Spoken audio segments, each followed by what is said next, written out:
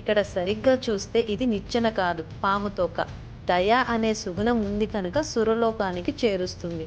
ఒకవేళ సురలోకానికి ఈ నిచ్చెన అవసరం లేకుండా చేరుకున్నా కూడా పాము తల ఉంది కాబట్టి క్రిందికి పడిపోరు, ఎందుకంటే అది ఉన్నత స్థానం. ఇలా రూల్స్ తెలుసుకుంటున్నప్పుడే దయ అనేది మంచి గుణమని, సురలోకం ఉన్నత స్థానం అని తెలుసుకుంటారు.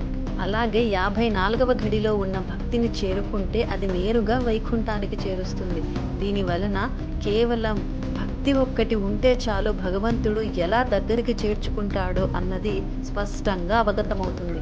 ఇది అనంత శేషుడు అని చెప్తారు. ఇక్కడ బోర్డు కొంచెం డ్యామేజ్ అవ్వడం వలన మనకి కనిపించలేదు. అంతేకాదు, ఎన్నో పుణ్యకర్మలను ఆచరించి దాదాపుగా వైకుంఠాన్ని చేరుకునే క్రమంలో పొరపాటున అహంకారానికి లోనైతే మళ్ళీ మాయాలోకంలో పడి పతనం అవ్వటమే కాదు, ఎన్నో జన్మలు ఎత్తి ఎంతో సాధన చెయ్యాలి అనే హెచ్చరిక కూడా అందంగా అందించారు. ఇలా